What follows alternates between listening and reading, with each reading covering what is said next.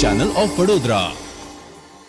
વડોદરાની પારુલ યુનિવર્સિટી દ્વારા 4 દિવસીય આંતરરાષ્ટ્રીય લોક સાહિત્ય ઉત્સવ 2023નું આયોજન કરવામાં આવ્યું છે. આંતરરાષ્ટ્રીય લોક સાહિત્ય ઉત્સવ 2023ના ઉદ્ઘાટન સમારોહમાં 20 દેશોના 200થી વધુ આંતરરાષ્ટ્રીય કલાકારોએ ભાગ લીધો હતો. તેમણે તેમના દેશોના પારંપરિક પહેરવેશ ધારણ કરીને લોકનૃત્ય રજૂ કર્યું હતું.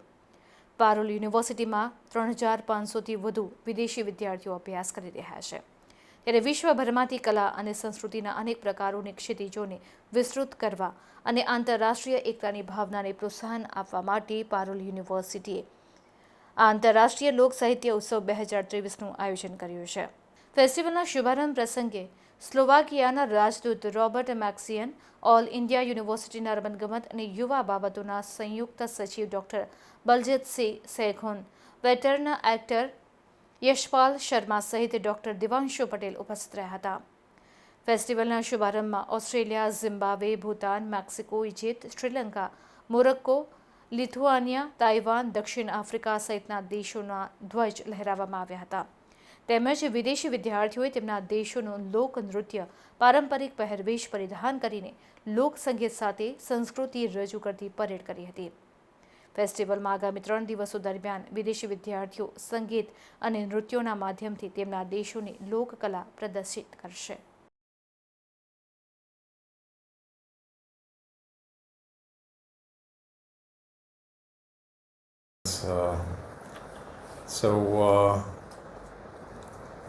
My name is Robert Maxian. I'm ambassador at the Slovak embassy in New Delhi.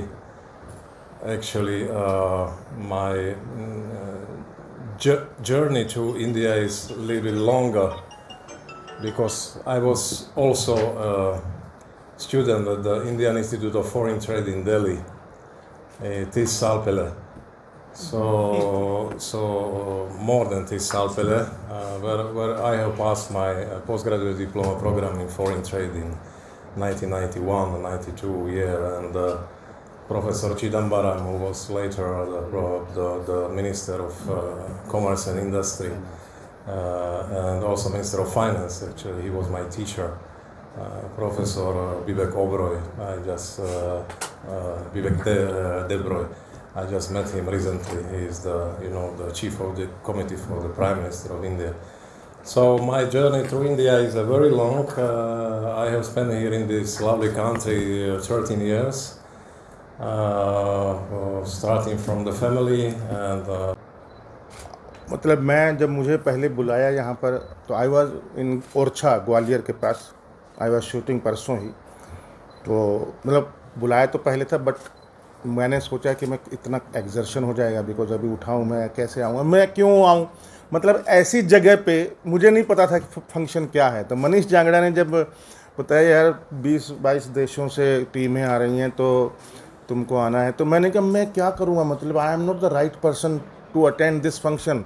But जैसे उसने फोकलोर का नाम लिया तो मैं कहा yes I am the right person. Because मैं बताता हूँ कारण क्या है. क्योंकि मैं पिछले 7 सालों से हरियाणा के फोक पे काम कर रहा हूँ, और एक फ़िल्म बनाई है मैंने, एक फोक आर्टिस्ट की बायोपिक है लक्ष्मी चंद की, जिसका नाम है दादा लक्ष्मी. यू कैन फाइंड, अगर गूगल पे सर्च करेंगे या यूट्यूब में, तो 71 पता नहीं क्यों कभी भी बोले नहीं एक दूसरे को कुछ भी, कभी बात नहीं हुई इस बारे में, ना ही हम कभी बैठते, ना कभी बहुत ज़्यादा बातें करते. But there is something unknowingly या इनविजिबल कुछ है ऐसा जो yes we are inspired by each other.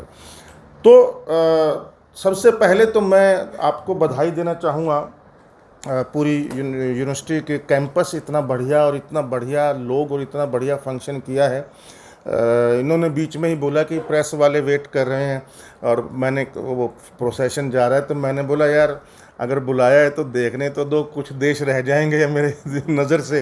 तो हर एक देश की एक रंग, एक कला, एक रिदम, उनका एक वो देखने को मिला है. एक अलग ही हर रोज़ ऐसा नहीं होता है, हम रोज़ वही गाने, वही चीज़ें, वही वायरल जो चल रहा है, इंस्टाग्राम की रीलें, ये देख देख के पक चुके हैं, कितना देखेंगे। ये जो आज एकदम से नया अनुभव हुआ है, आज मैं कुछ लेके जा रहा हूँ यहाँ से, पता नहीं बहुत कुछ लेके जा रहा हूँ, और वो ज़िंदगी भर याद रहेगा। ऐसे चेहरे देखा हूँ मैं, और मुझे बड़ा अच्छा लगा। इतना इनफॉर्मल फंक्शन की फालतू में ही एक दूसरे का ये ना करके, बहुत बड़ी चढ़ी बातें ना करके, सिर्फ come to the point type चीज़ें करके, और बिल्कुल, और वो भी हॉल के अंदर ना रख करके ऐसी जगह पे रखा। नहीं तो वो एक हॉल के अंदर एक एक का परफॉर्मेंस करवा सकते थे, एसी में बैठे होते सब बढ़िया से, लेकिन पता नहीं क्यों ये इतना बढ़िया लग रहा था, जैसे 26 जनवरी की परेड हो या 15 अगस्त का कोई फंक्शन हो, या इस तरीके का एक फंक्शन लग रहा था। Thank you so much for calling me for, I am very lucky, I am part of this function, and my best wishes are always there. कल 11 बजे ऑस्कर हॉल है, ऑडिटोरियम यहाँ पर यूनिवर्सिटी में, वहाँ मेरी फिल्म का है शो है, तो मैं वो करके फिर जाऊंगा बॉम्बे। तो अगर कोई देखना चाहे तो मोस्ट वेलकम है, लेकिन वो फिल्म है, मतलब मिस नहीं करनी चाहिए। 1 नवंबर से आ जाएगी, OTT पे भी आ जाएगी, लेकिन उससे पहले बड़े पर्दे पर अगर कोई इच्छुक हो तो प्लीज़ आइएगा। And thank you so much. Baljeet ji, आपका भी धन्यवाद, इतने अच्छे से आप पहली बार मिले, लगा ही नहीं कि पहली बार मिले। Thank you so much everybody, thank you. Folklore ફેસ્ટિવલનો મેઇન ઉદ્દેશ્ય ઇન્ટરનેશનલ ફોક છે એને પ્રમોટ કરવા માટેનું છે, અને દેશ વિદેશના જે આર્ટિસ્ટ હોય એમને એક પ્લેટફોર્મ આપવા માટેનું છે। આજે આ જે ફેસ્ટિવલ અમે આયોજન કર્યું છે એમાં આપણે ગેસ્ટ તરીકે યશવંત સના સાહેબ અને બલજીત સિંહ શેખો સાહેબ આવ્યા છે। યશવંતજીને તો બધા ઓળખે જ છે, આપણે ઘણા બધા એમના મૂવીઝ જોયેલા છે, અને એમને અમારા આમંત્રણને માન આપીને આજે હાજર રહ્યા છે। બલજીત સિંહ શેખો સાહેબ જોઈન્ટ સેક્રેટરી છે એસોસિએશન ઓફ ઇન્ડિયન યુનિવર્સિટીઝના। એસોસિએશન ઓફ ઇન્ડિયન યુનિવર્સિટી એ ભારતની બધી જ યુનિવર્સિટીઝનું એક એસોસિએશન છે, અને જે આર્ટ, કલ્ચર, સ્પોર્ટ્સને ભારતની યુનિવર્સિટીઝની અંદર પ્રમોટ કરી રહ્યું છે। આજે જે ફોકલોર ફેસ્ટિવલ અમે રાખ્યું છે એની અંદર અલગ અલગ 20 દેશના લગભગ 150થી વધારે આર્ટિસ્ટ આજે બરોડા આવ્યા છે, અને પહેલી વાર બરોડાની અંદર એક એવા લેવલનું ઇન્ટરનેશનલ ફોક ફેસ્ટિવલ થવા જઈ રહ્યો છે જેમાં આટલા મોટી સંખ્યાની અંદર આખા દુનિયાથી અલગ અલગ દેશોથી આર્ટિસ્ટ આવીને પરફોર્મ કરી રહ્યા છે। અને આજે અમે પહેલો દિવસ હતો, પહેલા દિવસે એક ઇનફોર્મલ પરેડ ટાઈપનું અમે રાખ્યું હતું કે જેની અંદર જે બી 20 દેશના પરફોર્મર્સ આવ્યા છે એ લોકોએ થ્રુ આઉટ ધ કેમ્પસ એમનું પરેડના ફોર્મમાં એમનું ડાન્સિંગ ફોર્મ રજૂ કર્યું હતું। અને આવનારા 4 દિવસ માટે આ ફેસ્ટિવલ પારુલ યુનિવર્સિટીમાં આયોજિત થશે, અને પારુલ યુનિવર્સિટીના જે અલગ અલગ ઓડિટોરિયમ્સ છે એની અંદર આ આર્ટિસ્ટ બધા પરફોર્મ કરશે, અને પારુલ યુનિવર્સિટીના વિદ્યાર્થીઓ અને બહારથી પણ કોઈ ગેસ્ટ આવીને જોવા માંગતું હોય તો જોઈ શકે છે। इस साल वर्ल्ड यूनिवर्सिटी गेम्स में हमने टोटल 26 मेडल लिए हैं, उसमें 11 हमारे ये गोल्ड मेडल भी हैं। तो हाईएस्ट हमारे 5 मेडल आए थे कभी भी वर्ल्ड यूनिवर्सिटी गेम्स में, और 18 मेडल भी थे। इसके साथ अभी इसी के बेसिस पर हमारे अगले साल हम इंडिया में एक world university championship of shooting is going to be conducted है।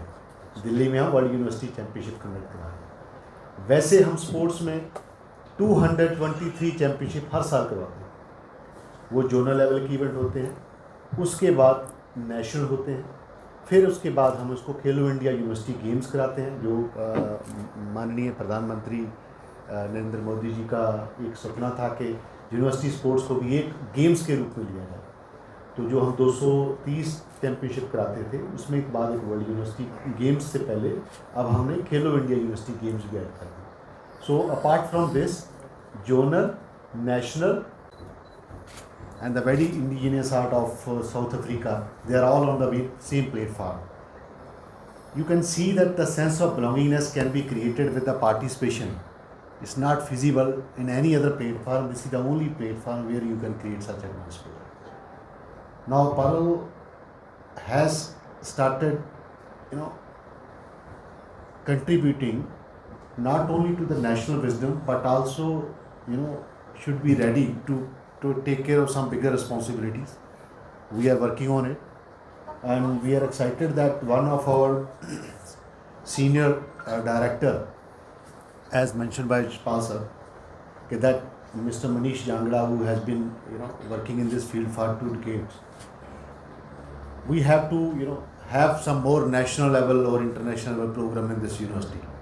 Understanding the magnitude of this campus, the national accreditation and other achievement, I think youth affairs and sport, we have 963 member universities and more than 43,000 affiliated colleges and dealing with 39 million students in the country. Oh. The biggest youth system existing in the higher education sector. What I am excited today is that Parallel University has been now in the platform where they can contribute to the national wisdom and invite the other part of the world, the youth especially, to showcase the Indian heritage. It's not about only the unity or the Statue of Unity. It's about the diversity of our nation also can be showcased, where you might have seen that most of the nation from the geographically they are from the beautiful landscape, but also with a different attitude or a culture. But for that, this university can also contribute to the national wisdom with a different way. And especially about this program, we wish this should be the historical event as an annual feature, so that we can invite the more nations to this land and showcase our cultural heritage and create a sense of belongingness while promoting. You might have seen that with the implementation of the new education policy, India also shifting its focus on multi-dimensional or multidisciplinary education, and at the same time promoting the art and culture by introducing various aspects of the cultural heritage to higher education sector. So Parallel has great scope to work together for the national wisdom, and we are honored to have a good partner university in Gujarat now. So this is first, but has many more in the future. जी, ministry of youth fair and sports authority of India और association of Indian university athletic के ऊपर काफ़ी काम शुरू किया हमने, लेकिन कुछ चीज़ों में हमें अभी भी लगता है, जैसे आपने बहुत ठीक कहा, हमें इसके ऊपर और फोकस बढ़ाना पड़ेगा.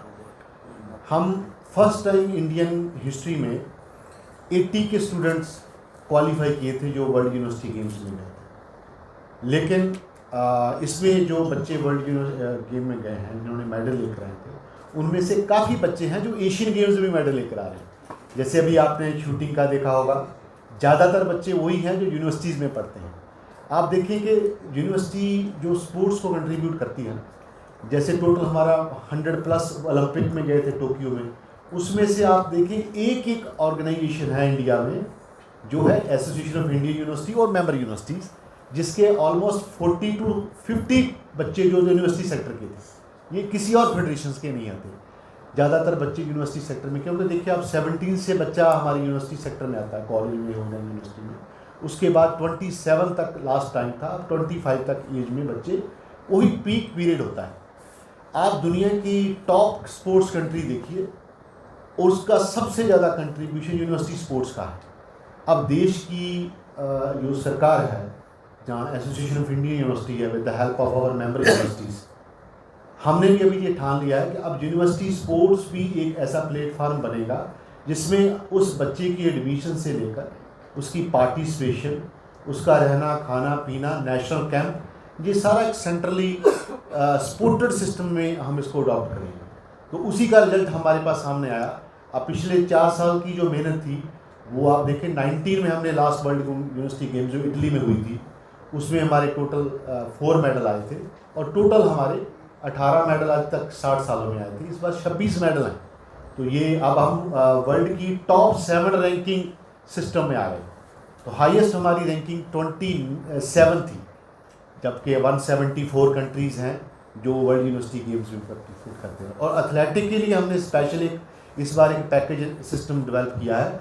हम पूरे देश में से 4 जोन में बांटकर इसको एथलेटिक की वेरी इंपॉर्टेंट क्वेश्चन दैट अब हमारे देश में रिसेंटली एक हिस्ट्री क्रिएट हुई है। University sports has started his career 1929 में पहला national university sports athletic board बना 1929। इंडिया में कोई ऐसा स्पोर्ट्स पर्सन नहीं होगा जिसने एजुकेशन में पढ़ा हो और उसने ये के इवेंट्स में पार्टिसिपेट ना किया हो जो एजुकेटेड है। सिंस 1959 से हम वर्ल्ड यूनिवर्सिटी गेम्स में पार्टिसिपेट करते थे और 2019 तक हमारे टोटल 18 मेडल आए थे। So we scored 18 medal in last 60 year. This year we participated in our World University Games. World University Games, which was recently concluded in the same country where we are conducting the Asian Games.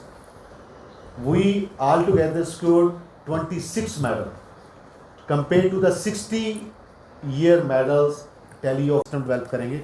जैसे ये जो लड़की अभी कल जिसने medal लिए हैं ये भी यूनिवर्सिटी सिस्टम की है। आप देखेंगे इसमें सबसे ज़्यादा मेडल जब आएंगे ये किसी एक इवेंट के, अगर किसी एक ऑर्गेनाइजेशन या फेडरेशन एथलेटिक हॉकी फुटबॉल सबको मिला लिया जाए सबसे ज़्यादा आपकी यूनिवर्सिटी सेक्टर के होंगे। लेकिन हमारा रोल माँ की तरह रहता है। माँ हमेशा बच्चों को प्रोत्साहित करती है, खुद आगे नहीं आती। वही हमारा हाल है कि हम अपनी मेंबर यूनिवर्सिटी के ऊपर ही सारा विश्वास रख के चलते हैं। इसीलिए मैंने परल से भी मेरा जो इंटेंशन इसलिए भी आने का जान था कि हम परल यूनिवर्सिटी ने आप देखें भी एकेडमिक में बहुत अच्छा ग्रेडिंग है इसका, नंबर ऑफ़ स्टूडेंट्स बहुत है। जिस तरह से ये एकेडमिक्स में कंट्रीब्यूट कर रहे हैं अब इनको यूथ अफेयर और स्पोर्ट्स में भी कंट्रीब्यूट करना होगा और नेशनल लेवल पर हमारी भागीदारी बनना होगा।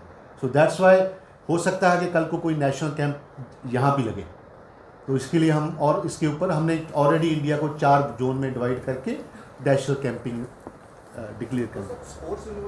नहीं तो जिस तरह national education policy multidisciplinary education की तरफ जा रही है, sports alone can not excel. मैं आपको एक एग्जांपल देता हूँ। जब बच्चा अपने स्टेट के लिए खेलता है उसमें सेंस ऑफ बिलोंगिंगनेस ज़्यादा होती है। अगर मैं उस बच्चे को उठाकर किसी और, जैसे हम किसी यूनिवर्सिटी जो स्पोर्ट्स की यूनिवर्सिटी में डाल देंगे तो शायद उसमें वो कल्चर डेवलप करने में थोड़ा मुश्किल आती है। स्पोर्ट्स यूनिवर्सिटी स्पेशलाइज एफर्ट्स के लिए तो होनी चाहिए, लेकिन सिर्फ उसी के ऊपर फोकस ना होकर जैसे हमारे पास जहाँ स्टेट में एक बहुत अच्छा इनिशिएटिव है, आपके पास स्टेट की स्वर्णम गुजरात यूनिवर्सिटी है, स्पोर्ट्स की है। लेकिन अगर आप कहेंगे कि सिर्फ उन्हीं यूनिवर्सिटी के ऊपर डिपेंडेंट रहेंगे तो वो देश के लिए बहुत ज़्यादा जो मास पार्टिसिपेशन है वो बहुत ज़रूरी है। आप देखिए 40,000 कॉलेज, 963 यूनिवर्सिटीज़, उन सब का जब मिलके मिशन बनता है तो 300 बच्चों ने पार्टिसिपेट किया था और इतना बड़ा कॉन्टीजेंट और इतनी ज़्यादा परफॉर्मेंस है। जी, थैंक यू।